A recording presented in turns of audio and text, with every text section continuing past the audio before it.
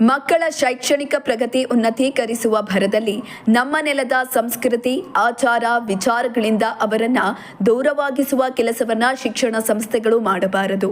ಮಕ್ಕಳು ಇವುಗಳಿಂದ ವಿಮುಖರಾಗದಂತೆ ಎಚ್ಚರಿಕೆ ವಹಿಸಬೇಕು ಎಂದು ತಹಸೀಲ್ದಾರ್ ಬಿಎನ್ ಗಿರೀಶ್ ಸಲಹೆಯನ್ನ ನೀಡಿದರು. ಚನ್ನಪಟ್ಟಣ ತಾಲೂಕಿನ ಮುದಗೆರೆ ಬಳಿಯ ಬೆಂಗಳೂರು ಇಂಟರ್ನ್ಯಾಷನಲ್ ಅಕಾಡೆಮಿ ಶಾಲೆಯಲ್ಲಿ ಹಮ್ಮಿಕೊಳ್ಳಲಾಗಿದ್ದ ಗ್ರಾಜ್ಯುಯೇಷನ್ ಡೇ ಕಾರ್ಯಕ್ರಮವನ್ನು ಉದ್ಘಾಟಿಸಿ ಮಾತನಾಡಿದ ಅವರು, ನಮ್ಮ ಮಕ್ಕಳಿಗೆ ಚಿಕ್ಕಂದಿನಿಂದಲೇ ಭಾಷೆ, ನೆಲ, ಜಲ, ನಮ್ಮ ಸಂಸ್ಕೃತಿ ಬಗ್ಗೆ ಕಲಿಸಿರಬೇಕು. ಮಹತ್ತರ ಜವಾಬ್ದಾರಿ ಶಿಕ್ಷಕರ ಮೇಲಿದೆ.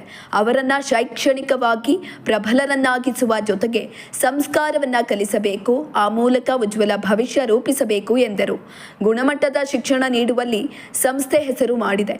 ಈ ಬಾರಿ SSLC ಪರೀಕ್ಷೆಯಲ್ಲಿ 100ಕ್ಕೆ 100ರಷ್ಟು ಸಾಧನೆ ಮಾಡಬೇಕು. ಉತ್ತಮ ಫಲಿತಾಂಶ ಪಡೆಯುವ ಮೂಲಕ ಜಿಲ್ಲೆಗೆ ಕೀರ್ತಿ ತರಬೇಕು ಅಂತ ತಿಳಿಸಿದ್ರು. ಇನ್ನು ಇದೇ ಸಂದರ್ಭದಲ್ಲಿ UKG ಹಾಗೂ SSLC ಮಕ್ಕಳಿಗೆ ಪದವಿ ಪ್ರದಾನ ಮಾಡಲಾಯಿತು.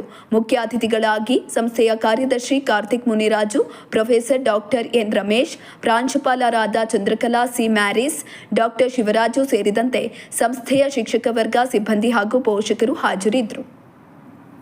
ಮುಖ್ಯವಾಗಿ ಗ್ರಾಜ್ಯುಯೇಷನ್ ಡೇ ನಾನು ಇದ್ದಾಗ ಮಾಡ್ತಾ ಇದ್ದು, ನಮ್ದು ಡಿಗ್ರಿ ಆದ್ಮೇಲೆ ಮಾಡ್ತಾ ಇದ್ದು ಗ್ರಾಜ್ಯುಯೇಷನ್ ಡೇ ಅಂತ ನಿಮಗೆ ಗೊತ್ತಿರುತ್ತೆ. ಇವಾಗ ನಾನು ಅದೇ ಕೇಳ್ತಾ ಇದ್ದೀವಿ. ಇವಾಗ ಪ್ರತಿ ಸ್ಟೆಪ್ಪಲ್ಲೂ ಕೂಡ ನಾವು ಗ್ರಾಜ್ಯುಯೇಷನ್ ಮಾಡ್ತಿದ್ದೀವಿ. PKG, UKG, ಫಸ್ಟ್ ಸ್ಟ್ಯಾಂಡರ್ಡ್ ಕೂಡ ಮಾಡ್ತೀವಿ. ಇದು ಬೇಕು. ಯಾಕೆಂದರೆ ಇಟ್ ವಿಲ್ ಮೋಟಿವೇಟ್ ದೇಮ್. ಅದು ಒಂಚೂರು ಸೆಲೆಬ್ರೇಷನ್ ಥರ ಮಾಡಿದಾಗ ಮತ್ತೆ ನೆಕ್ಸ್ಟ್ ಇಯರ್ ಒಂದು ಸೆಲೆಬ್ರೇಷನ್ ಥರ ಮಾಡ್ತೀವಿ. ನಾವು ಒಳ್ಳೆ ಅಂಕಗಳನ್ನ ತಗೋಬೇಕು, ನಮಗೂ ಕೂಡ ಸ್ಟೇಜ್ ಮೇಲೆ ಕರೆದು ಒಂದು ಹಾನರ್ ಮಾಡ್ತಾರೆ ಅನ್ನೋ ಒಂದು ಮನೋಭಾವನೆ ಎಲ್ರಿಗೂ ಕೂಡ ಬರುತ್ತೆ. ಈ ಒಂದು ನಿಟ್ಟಿನಲ್ಲಿ ಇಂಥ ಕಾರ್ಯಕ್ರಮಗಳು ಬೇಕು. ಮತ್ತು ಈ ಸಂಸ್ಥೆ ಬಗ್ಗೆ ಹೇಳಬೇಕು ಅಂದರೆ, ಶಿವರಾಜ್ ಅವರು ನನಗೆ ಪರಿಚಯ ಆಗಿದ್ದು, ಪರಿಚಯ ಆಗಿ ಅವ್ರಿಗೆ 2-3 ಸಲ ನನ್ನ ಕಚೇರಿಗೆ ಬಂದಿದ್ದರು. ನಾವು ಇತ್ತೀಚಿನ ದಿನಗಳಲ್ಲಿ ಏನು ಮಾಡ್ತೀವಿ, ಸರ್ಕಾರಿ ಶಾಲೆಗಳನ್ನ ಉಳಿಸುವ ನಿಟ್ಟಿನಲ್ಲಿ ಸರ್ಕಾರಿ ಶಾಲೆಗಳಿಗೆ ಒಂದು ಸುಣ್ಣ ಬಣ್ಣವನ್ನು ಹೊಡೆಯುವಂಥ ಕೆಲಸವನ್ನು ನಾನೇ ಖುದ್ದು ಮಾಡ್ತಾ ಇದ್ದೀನಿ. ಇವತ್ತು ಕೂಡ ನಾನು ಒಂದು ಬೈರಾಪಟ್ಟಣ ಶಾಲೆಯಲ್ಲಿರ್ತಕ್ಕಂಥ ಸರ್ಕಾರಿ ಪ್ರೌಢಶಾಲೆಯಲ್ಲಿ ಬೆಳಗ್ಗೆ 8 ಗಂಟೆಗೆ ಹೋಗಿ ಪೇಂಟ್ನ ಶುರು ಮಾಡಿದೆ. ಪಾಪ ಶಿವರಾಜ್ ಅವರು keeps on calling me. So already ಶುರು ಮಾಡ್ತಾ ಇದೆ ಪೇಂಟು. ನಾನು ಮನೆಗೆ ಹೋಗಿ ನಾನು 11 ಗಂಟೆಗೆ ಬರೋಣ ಅಂತ ಪ್ಲಾನ್ ಇತ್ತು. ಯಾಕೆ ನಾನು ಅಲ್ಲಿಲ್ಲ ಅಂದರೆ ಮತ್ತೇನಾಗುತ್ತೆ, ಎಲ್ಲರೂ ಪಬ್ಲಿಕ್ಸ್ ಬಂದಿರ್ತಾರಲ್ಲ, ಅವರು ಕೂಡ ಮನೆಗೆ ಹೋಗ್ಬಿಡ್ತಾರೆ. ನಾನಿದ್ರೆ ಸ್ವಲ್ಪ ಜನ ಇರ್ತಾರೆ ಅಂತ ನಾನು ಹೋಗಿ ಶುರು ಮಾಡಿ, ಇವಾಗ ಎಲ್ಲರೂ ಪೇಂಟ್ ಮಾಡ್ತಾ ಇದ್ದಾರೆ. ನಾನು ಮನೆಗೆ ಹೋಗಿ ಮತ್ತೆ ನಾನು ರೆಡಿಯಾಗಿ ಮತ್ತೆ ಬಂದಿದ್ದು, ಮತ್ತೆ ಹೋಗಿ ಮತ್ತೆ ನನ್ನ ಕೆಲಸವನ್ನು ಕಂಟಿನ್ಯೂ ಮಾಡ್ತೀನಿ. ಈ ಒಂದು ಸೋಷಿಯಲ್ ಕನ್ಸರ್ನ ಸ್ವಲ್ಪ ನೀವು ಕೂಡ ಬೆಳೆಸ್ಕೊಳ್ಳಿ. ಯಾಕೆಂದರೆ ಸಮಾಜದಲ್ಲಿ ನಮ್ಮ ಮುಂದಿನ ಪೀಳಿಗೆ ಏನಿದೆ, ಮಕ್ಕಳು ಮರಿ ಮಕ್ಕಳು ಏನಿದೆ, ಅದು ಕೂಡ ಸ್ವಲ್ಪ ಎನ್ವೈರನ್ಮೆಂಟ್ನ ಒಳ್ಳೆಯ ಪರಿಸ್ಥಿತಿಯನ್ನು ನಾವು ಬಿಟ್ಟು ಹೋಗಬೇಕು. ಎಲ್ಲರೂ ಕೂಡ ನಾವೇನಾಗ್ತೀವಿ, ತುಂಬ ಸೆಲ್ಫಿಶ್ಗಳಾಗ್ತಾ ಇದ್ದೀವಿ. ಸೆಲ್ಫಿಶ್ಗಳು, ನನಗೆ ಬೇಕು, ನನ್ನ ಮಗುಗೆ ಬೇಕು, ನನ್ನ ಮೊಮ್ಮಕ್ಕಳಿಗೆ ಬೇಕು. ಆದರೆ ನಿಮ್ಮ ಮೊಮ್ಮಕ್ಕಳಿಗೆ, ನಿಮ್ಮ ಮಕ್ಕಳಿಗೆ ನೀವು ಬೇಕಾಗಿಲ್ಲ.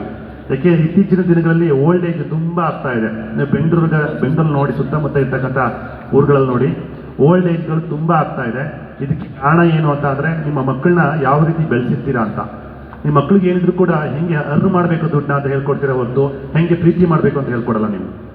ನೀವು BCom ಮಾಡಬೇಕು, MCom ಮಾಡಬೇಕು, MSc ಮಾಡಬೇಕು ಅಂತ ಈ ಒಂದು ಸ್ಟೇಜಲ್ಲಿ ಯಾರೂ ನೀವು ಹೇಳ್ಕೊಡಲ್ಲ. ಅವ್ರು ನೀವು ಹೇಳ್ಕೊಡೋದು ಒಂದೇ, ಎಲ್ಲರೂ ಕೂಡ ಡಾಕ್ಟರ್ ಆಗಬೇಕು, ಇಂಜಿನಿಯರ್ ಆಗಬೇಕು ಅಂತ ಹೇಳ್ಕೊಡ್ತೀರಾ. ಮತ್ತು ಯಾರು ಕೂಡ ಚನ್ನಪಟ್ಟಣದಲ್ಲಿ ಡಾಕ್ಟರ್ ಆಗಬೇಕು ಅಂತ ಯಾರು ಹೇಳ್ಕೊಡಲ್ಲ. ಎಲ್ಲ ಲಂಡನ್ಗೆ ಹೋಗಿ ಡಾಕ್ಟರ್ ಆಗಬೇಕು ಅಂತೀರಾ, ಆಸ್ಟ್ರೇಲಿಯಾದಲ್ಲೇ ಇಂಜಿನಿಯರ್ ಆಗಬೇಕು ಅಂತ ಹೇಳ್ತೀರಾ. ಇದನ್ನು ಮಕ್ಕಳಿಗೆ ನೀವು ಮೋಟಿವೇಟ್ ಮಾಡಿ ಆ ಮಕ್ಕಳು ನಿಮ್ಮ ದಾರಿಯಲ್ಲೇ ಬೆಳೀತಾರೆ. ನೀವು ಹಾಕಿದ ನೀರು, ನೀವು ಹಾಕಿದ ಸೀಡ್ಸು ಅದನ್ನೇ ಬೆಳೀತಾರೆ. ನಾಳೆ ಹೋಗಿ ನೀವು ಹೇಳ್ದಂಗೆ ಕೇಳ್ತಾರೆ ಅವರು. ಕೊನೆಗೆ ನಿಮ್ಮನ್ನು ಏನು ಮಾಡಬೇಕು ಅಂತೆ, ನಿಮ್ಮನ್ನು ಕರ್ಕೊಂಡು ಅಲ್ಲಿ ಇಟ್ಕೊಳಕ್ಕೆ ಆಗೋದಿಲ್ಲ. ಏನು ಮಾಡಬೇಕು ಅವರು, ನೀವೇ ಹೇಳ್ಕೊಟ್ಟಿದ್ದು, ಚೆನ್ನಾಗಿ ಓದಿ ನೀನು ಲಂಡನಲ್ಲಿ ಸೆಟ್ಲ್ ಆಗು, ESL ಸೆಟ್ಲ್ ಆಗು ಅಂತ ನೀವು ಹೇಳ್ಕೊಟ್ಟಿರ್ತೀರ. ನೀವು ಹೇಳ್ಕೊಟ್ಟ ಪಾಪ ಮಕ್ಕಳು ತುಂಬ ಚೆನ್ನಾಗಿ ಕೇಳ್ತಾರೆ ಮಾತನ್ನು. ಅವ್ರು ಹೋಗಿ ಅಲ್ಲಿ ಸೆಟ್ಲ್ ಆಗಿ ನಿಮ್ಮನ್ನು ಏನು ಮಾಡಬೇಕು, ವಯಸ್ಸಾಗೋಗಿರುತ್ತೆ, ಮುದುಕಿ ಆಗಿರ್ತೀರ. ನಿಮ್ಗೆ ಕರ್ಕೊಂಡೋಗಿ ಏನು ಮಾಡ್ತಾರೆ, ಅಲ್ಲಿ ಅಕ್ಕಿ ಏನು ತಗೊಂಡೋಗಿ ಏನು ಮಾಡ್ತಾರೆ, ಓಲ್ಡ್ ಏಜ್ ಹಾಕ್ತಾರೆ ಅಷ್ಟೇ. ಆ ಮಕ್ಕಳನ್ನ ಬೈತೀರ. ಆಮೇಲೆ ಓಲ್ಡ್ ಏಜ್ಗೆ ಹೋದ್ಮೇಲೆ, ನಾನು ತುಂಬ ಚೆನ್ನಾಗಿ ಓದಿಸ್ದೆ, ತುಂಬ ಕಷ್ಟಪಟ್ಟೆ, ಸಾಲ ಮಾಡಿ ಓದಿಸ್ದೆ, ಆದರೆ ಇವತ್ತು ನನಗೆ ಓಲ್ಡ್ ಏಜ್ ಬಿಟ್ಟಿದ್ದಾನೆ ಅಂತ ಹೇಳ್ತೀರಾ. ಅದಕ್ಕೆ ಮೂಲ ಕಾರಣಕರ್ತರು ನೀವೇ. ಅದನ್ನು ಮನಸ್ಸಲ್ಲಿ ಇಟ್ಕೊಳ್ಳಿ. ಮಾರಲ್ ಎಜುಕೇಷನ್ ತುಂಬ ಇಂಪಾರ್ಟೆಂಟು. ಮುಂಚೆ ನಾನು ಓದ್ಬೇಕಾದ್ರೆ ಮಾರಲ್ ಎಜುಕೇಷನ್ ಅಂತ ಒಂದು ಸಬ್ಜೆಕ್ಟೇ ಇತ್ತು. ಇವಾಗ ಸಬ್ಜೆಕ್ಟೇ ಇಲ್ಲ ಅನ್ಸುತ್ತೆ ಶಾಲೆಯಲ್ಲಿ. ಇವಾಗ ಮಾರಲ್ ಎಜುಕೇಷನ್ ಇಲ್ಲ, ಸಬ್ಜೆಕ್ಟ್ ಇಲ್ಲ ಅಫಿಷಿಯಲ್ ಆಗಿ. ಯಾಕೆ ನಾನು SSLC ಪಾಠ ಮಾಡೋಕ್ಕೆ ಹೋಗ್ತೀನಲ್ಲ, ಅಲ್ಲಿ ಬರೀ ನಾರ್ಮಲ್ 6 ಸಬ್ಜೆಕ್ಟ್ ಇದೆ ಹೊರತು ಮಾರಲ್ ಎಜುಕೇಷನ್ ಅಂತ ಒಂದು ಸಬ್ಜೆಕ್ಟೇ ಇಟ್ಟಿಲ್ಲ. ಆದ್ದರಿಂದ ಶಾಲೆಯಲ್ಲಿ ಹೇಳ್ಕೊಡ್ತಾರೆ ಬೆಳಗ್ಗೆಯಿಂದ ಸಾಯಂಕಾಲ ತನಕ. ಆದರೆ ಶಾಲೆಯಲ್ಲಿ ಮಕ್ಕಳು ಹೆಂಗಿರ್ತಾರೆ ಅಂದರೆ ತುಂಬ ಡಿಸಿಪ್ಲಿನ್ ಆಗಿರ್ತಾರೆ, ಒಂದು ಭಯ ಭಕ್ತಿ ಇರುತ್ತೆ.